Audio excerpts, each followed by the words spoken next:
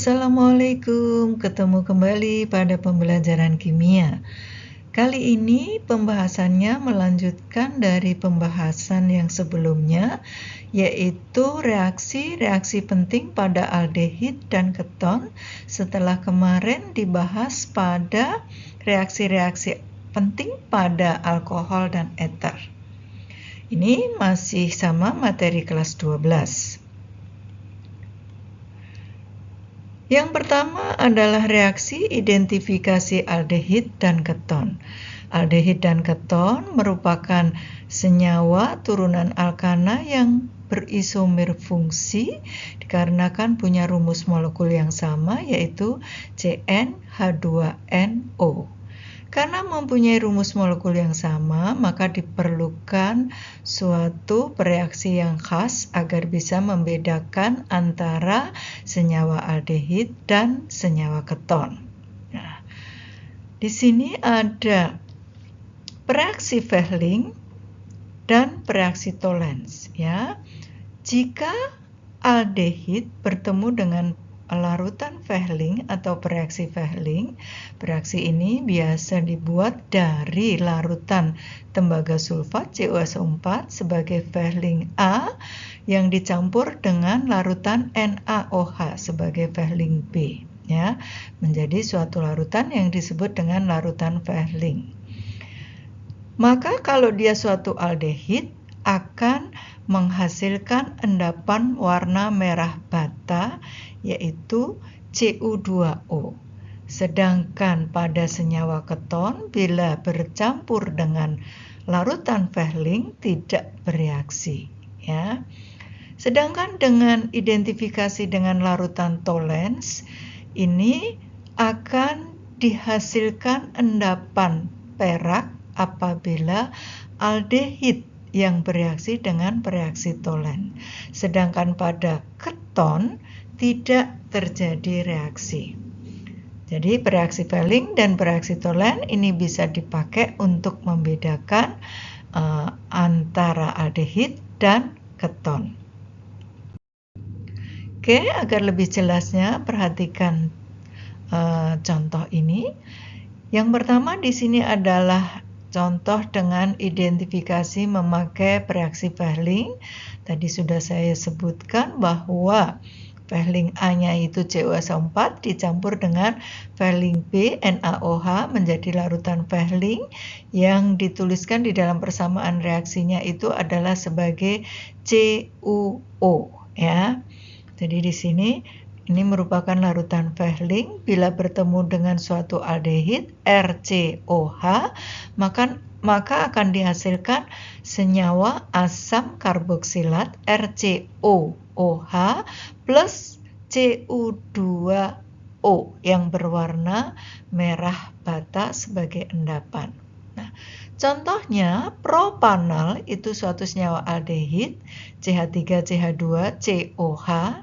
Bila bertemu dengan Fehling CuO, maka akan dihasilkan asam propanoat. Jadi atom C-nya jumlahnya tetap 3, ya. Propanal 3, asam propanoat juga 3, gugus fungsinya yang berubah dari aldehid menjadi asam karboksilat CuOH plus dihasilkan Cu2O yang sebagai endapan yang berwarna merah bata.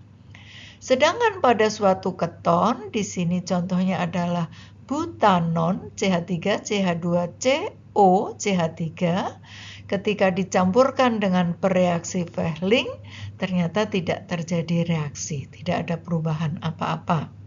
Nah, identifikasi yang kedua dengan menggunakan bereaksi Tollens. Bereaksi ini dibuat dari mencampurkan larutan perak nitrat AgNO3 dengan larutan amonia, ya.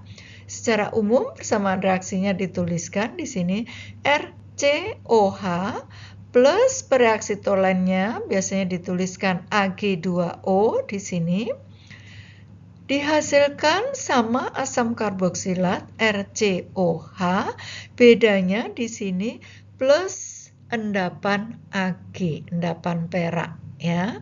Nah, Contohnya di sini propanal itu suatu aldehid, CH3, CH2COH bila bertemu dengan bereaksi tolens Ag2O, maka dihasilkan asam propanoat CH3, CH2COOH, atom C-nya sama, propanal menjadi propanoat, C-nya sama-sama 3, gugus fungsinya yang berbeda ya, plus 2 Ag, yaitu sebagai endapan yang berwarna perak ya, seperti cincin perak di sini. Nah, sedangkan pada alkanon atau keton di sini butanon bila bertemu dengan bereaksi tolens Ag2O, maka tidak terjadi reaksi atau tidak terjadi perubahan apa-apa. Nah, kemudian yang ketiga adalah reaksi adisi dengan hidrogen. Ya, suatu aldehid jika diadisi dengan hidrogen, gas hidrogen, maka akan dihasilkan alkohol primer. Sedangkan suatu alkanon atau keton bila direaksikan dengan H2 akan dihasilkan alkohol sekunder. Jadi contohnya di sini kalau dia asetaldehid itu berarti dia suatu aldehid atau suatu alkanal, CH3COH, di sini aldehid, asetaldehid, C-nya ada 2.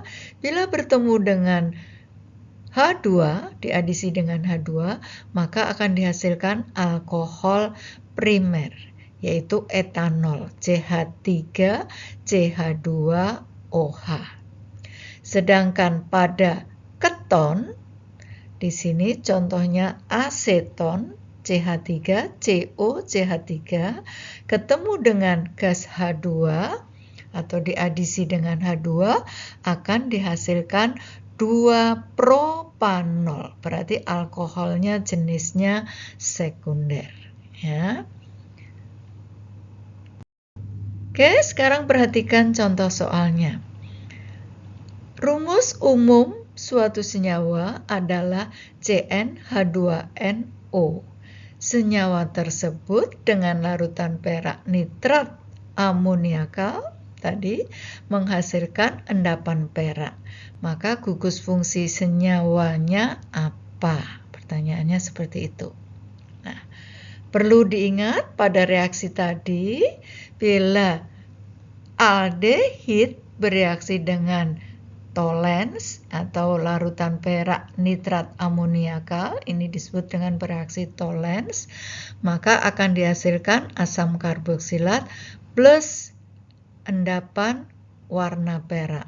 Sedangkan suatu keton tidak bereaksi dengan perak nitrat amoniakal atau bereaksi tolen. Berarti di sini sudah jelas bahwa gugus fungsinya tadi yang bisa bereaksi adalah aldehid, berarti CHO. Jawabannya adalah yang C ya. Jadi di sini sudah jelas yang positif dengan bereaksi tolens itu adalah aldehid. Berarti opsi jawabannya yang C. Lanjut ke contoh berikutnya. Suatu senyawa memiliki rumus molekul CH2O. Jika bereaksi dengan larutan Vehling menghasilkan endapan warna merah, dan dalam kehidupan sehari-hari biasanya dipakai sebagai pengawet. Senyawa tersebut apa? Nah, tadi di awal sudah dijelaskan bahwa yang positif atau yang dapat bereaksi dengan bereaksi Vehling menghasilkan endapan merah bata itu adalah aldehid. Nah, petunjuk berikutnya apa? Kalau dia aldehid, aldehid itu banyak. Nah, C-nya 1, hanya 2 O, dan biasanya dipakai sebagai pengawet. Berarti senyawa aldehid yang atom C-nya 1 itu adalah metanal. Metanal itu dari metana, C-nya 1, karena menjadi aldehid akhirannya al, metanal. Senyawa ini dalam kehidupan sehari-hari dikenal dengan nama trivialnya yaitu formalin. Kita tahu bahwa formalin itu biasa dipakai untuk pengawet ya, tapi bukan untuk pengawet makanan. Oke, demikian tadi pembahasan atau penjelasan singkat tentang reaksi-reaksi yang penting di dalam aldehid dan keton, dan udah ada juga pembahasan tentang contoh soalnya. Nah, sekarang ada 3 buah latihan soal. Silahkan kalian coba untuk dikerjakan. Mudah-mudahan bisa mengerjakan dengan baik. Selamat mencoba. Sampai ketemu pada pembahasan video selanjutnya. Terima kasih. Assalamualaikum.